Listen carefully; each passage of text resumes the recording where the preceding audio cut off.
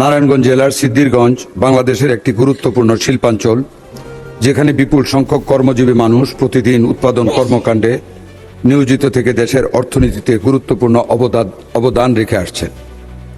এ অঞ্চলের জনসংখ্যা ঘনত্ব এবং কর্মমুখী জীবনযাত্রার কারণে স্বাস্থ্যসেবার চাহিদা তুলনামূলকভাবে অধিক। এই বিষয়টি সরকার অত্যন্ত গুরুত্বের সাথে বিবেচনা করছে। সিদ্ধিরগঞ্জের নিকটে একটি 100 শয্যা এবং একটি 300 শয্যার হাসপাতাল রয়েছে। 100 শয্যা বিশিষ্ট ভিক্টোরিয়া জেনারেল হাসপাতালটি নারায়ণগঞ্জ সদর উপজেলার নিতাইগঞ্জ এলাকায় অবস্থিত।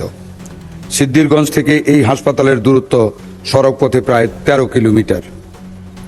জনাব স্পিকার, এছাড়া 300 শয্যা বিশিষ্ট হাসপাতালটি নারায়ণগঞ্জ সিটি কর্পোরেশনের খানপুর এলাকায় অবস্থিত। নারায়ণগঞ্জের সিদ্ধিরগঞ্জ থেকে খানপুরের এই হাসপাতালের দূরত্ব সড়কপথে প্রায় 10 কিলোমিটার। বর্তমানে 300 শয্যা বিশিষ্ট জেনারেল হাসপাতালটিকে 500 শয্যায় রূপান্তরের ভৌত অবকাঠামোগত কাজ প্রায় শেষ পর্যায়ে। সবার জন্য স্বাস্থ্যনীতির আলোকে বর্তমান সরকারের লক্ষ্য হল সার্বজনীন স্বাস্থ্য সুরক্ষা নিশ্চিত করা এবং প্রত্যেক নাগরিককে মর্যাদা ও সম্মানের সাথে স্বাস্থ্যসেবা প্রদান করা। জনাব স্পিকার স্যার, এ প্রসঙ্গে আমি একটু ইতিহাস থেকে উল্লেখ করতে চাই। সম্রাট বাবর যখন ভারত শাসন করতেন, ওনার জনকল্যাণমুখী মানবপ্রেমী শাসন ব্যবস্থাকে চিরস্মরণীয় করার লক্ষ্যে কবি কালিদাস রায় বাবরের মহত্ব নামে একটি কবিতা লিখেছিলেন। এই কবিতাটির শেষ অংশ ছিল, হিন্দুর হৃদি জিনিবার লাগি করিতেছি সুশাসন দরিয়া ছদ্মবেশ। সম্রাট বাবর সকল মানব গোষ্ঠীর জন্যই দরদ দিয়ে কাজ করেছেন, তবু তার ভিতরে ব্যতিক্রম ধর্মীভাবে হিন্দুদের জন্য বিশেষভাবে উনি কাজ করতেন এবং হিন্দুদের হৃদয় জয় করার জন্য বিশেষ বিশেষ কার্যক্রম গ্রহণ করতেন।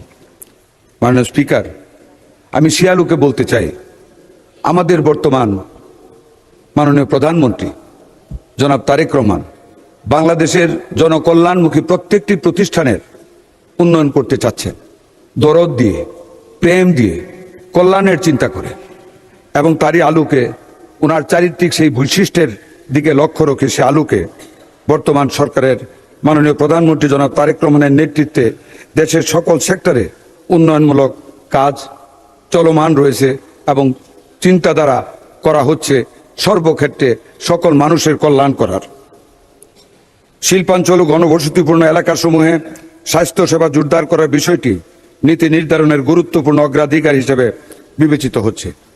মাননীয় স্পিকার, ইন্ডাস ভ্যালি সিভিলাইজেশন অর্থাৎ সিন্ধু উপত্যকার সভ্যতা যখন গড়ে উঠেছিল, তার সাথে হরপ্পা মহেঞ্জোদারোর ইতিহাস যেমন আজও ইতিহাসে স্বর্ণাক্ষরে লিখিত আছে, ঠিক ভারত উপমহাদেশের সভ্যতার সাথে ব্যবসা বাণিজ্যের চট্টলার ইতিহাসের সাথে নারায়ণগঞ্জের ইতিহাস, ব্যবসার ইতিহাস, গুরুত্বের ইতিহাস বাংলাদেশের ইতিহাসে স্বর্ণাক্ষরে লিখিত আছে। সেইটা আমাদের সরকার, আমাদের মাননীয় প্রধানমন্ত্রী অক্ষরে অক্ষরে পালন করছেন, করবেন, চিন্তা করতেছেন। মাননীয় স্পিকার, সিদ্ধিরগঞ্জ এ থেকে ব্যতিক্রম নয়। সভ্যতার বৃদ্ধিজনিত কারণে আজকে নারায়ণগঞ্জ এবং সিদ্ধিরগঞ্জ এক হয়ে গিয়েছে। এককালের প্রাচ্যের ডান্ডি নামে পরিচিত নারায়ণগঞ্জের সাথে আজকে সিদ্ধিরগঞ্জের ইতিহাস অত্যন্ত গুরুত্বের সাথে জড়িত রয়েছে। সেই লক্ষ্যকে সামনে রেখে আমরা কোনোভাবে আমাদের মাননীয় সংসদ সদস্যের প্রস্তাবটিকে অবহেলার চোখে দেখতে পারি না। 300 শয্যার নতুন যে হাসপাতালটি নির্মিত হচ্ছে, মাননীয় স্পিকার, এটার কার্যক্রম শুরু হলে বিছানা এবং রোগীর সংখ্যানুপাতে এটার রোগীর পরিমাণ দেখে যদি প্রয়োজন মনে করি বা সরকার যদি প্রয়োজন মনে করে, আমাদের মাননীয় প্রধানমন্ত্রীর সাথে আলোচনা ক্রমে মাননীয় সংসদ সদস্যের 200 শয্যার নতুন হাসপাতালটি প্রতিষ্ঠা করার কথা বিবেচনা করা হবে বা হতে পারে। আমি অনুরোধ করব মাননীয় সংসদ সদস্যকে আমাদের সাথে যোগাযোগ রাখতে। ইনশাল্লাহ যদি প্রয়োজন পড়ে আমাদের মাননীয় প্রধানমন্ত্রীর স্বাস্থ্য সবার জন্য সুরক্ষিত করার যে প্রতিশ্রুতি, তার আলোকে আমরা এটাও বিবেচনা করার জন্য সচেষ্ট থাকব। আমার এই আশ্বাসের প্রেক্ষিতে আমি মাননীয় সংসদ সদস্যকে বিনয়ের সাথে অনুরোধ করব উনি ওনার প্রস্তাবটি যেন আজকে প্রত্যাহার করে নেন। আপনাকে অনেক অনেক ধন্যবাদ মাননীয় স্পিকার। ধন্যবাদ মাননীয় মন্ত্রী।